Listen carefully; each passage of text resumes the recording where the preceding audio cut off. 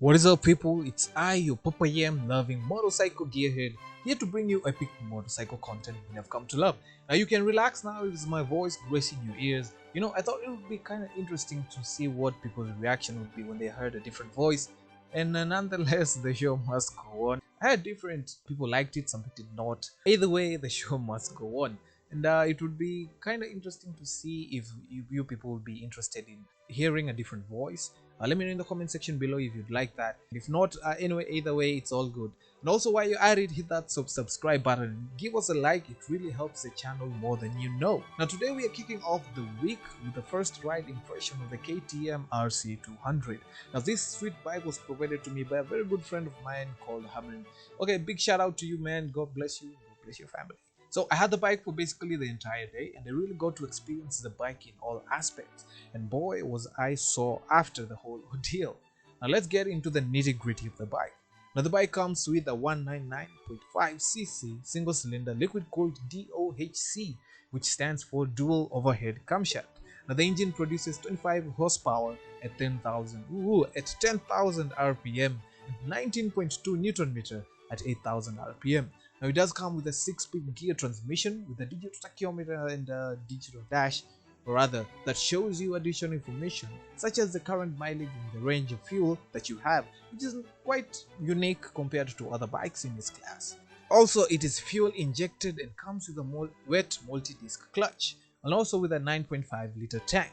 Now it comes with 43mm front shocks and a rear monoshock, which was surprisingly good, and it was neither soft nor hard, just somewhere in the between, that sweet spot. Now with a top speed of 130 kilometers per hour, tried and tested, the bike rather bears the tire sizes as 110 and 150 at the front and the rear respectively. Now for the augurs, the ergonomics, the bike, it's a sport bike, and boy is it aggressive. And just like any other sport bike out there, the handlebars are quite low and you're really arched forward in a truck-like position. Definitely not comfortable for long trips. Trust me, I know. You'll be hurting like a mother. Anyway, the foot pegs are placed a bit further back, and the seats are definitely hard. I've always found the KTM seats to be hard. I don't know if other KTM Dukes 690 and the rest are quite like that. So, I don't know. I've only ridden the KTM Duke 390 only prior to this, and the seat was also hard.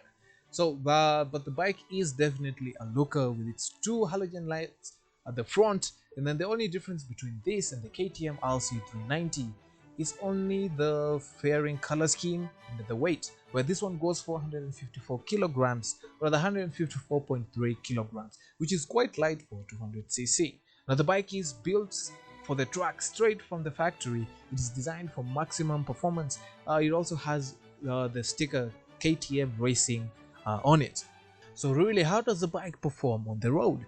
Now we're going to ignore the ergonomics of the bike since it's up to the user, but the bike's power from up to 8,000 to 10,000 RPM is where the sweet spot usually was. Now I found it to tuck in most of the time due to the wind buffing, which was quite extreme, and tucking in really did help reduce that. Now it's so sharp as it cuts through the wind as you ride, and it's very quite stable due to the design and dynamics of the bike. Now I did love how the bike was easy to throw around, and especially around the corners, and the lightweight chassis made it even easier as I could focus my energy more on maintaining the bike throughout the corner.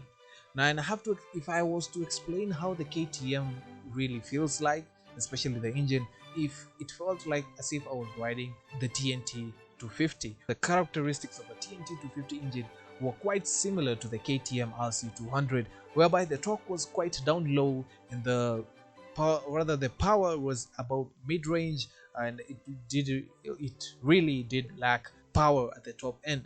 Now if the Benelli TNT 250 had a sport bike, definitely that would be the TNT 250, or rather that would be the KTM RC200, definitely without the extra weight. What I didn't like about the bike was how sore it made my body feel. Well, expect to experience the same before your body really adapts to the posture. And another thing was how loud the fan was, especially when it came on, which it did quite a lot. I think KTM has designed the bike for the fan to come back on, for the temperature usually went a bit high and you could feel the heat coming through the fairings, especially on the right side. Now apart from that, the fuel economy of the bike was quite okay, quite decent for a sport bike of that caliber. So who is the bike meant for? Who is the bike really meant for? I'd say if you're planning on being a truck junkie, this is definitely the bike for you. There's no need to mod it or modify it, although you could shed some weight here and there, but all in all, you just buy it straight from the factory and take it to the truck. Now for daily commuting, I would say it's quite okay, especially when you get past the point where your body gets really used to the difficult ergonomics of the bike. The mirrors were quite okay, they worked fine, although I did find myself trying to adjust them, or rather I had to adjust them so that whenever I tucked in, I really had to see what was behind me. But apart from that, the weight is no bother, and all in all, I would actually give it a rating of 6.5 out of 10. I know this is a very short one because there isn't much to say about the KTM RC200. Though it is a very fun bike, definitely for all of you truck junkies out there, this is definitely a bike for you. So that's all I had for this short episode. I hope you liked it. If you did so, give us a like. It really helps the channel. Follow us on social media at KTM, rather not at KTM, but rather at Rico the Gearhead on Instagram, Twitter, Facebook, everywhere. Yeah, give us a like, subscribe, and I'll see you rather stay safe, ride safe, and I will see you in the next one. Peace.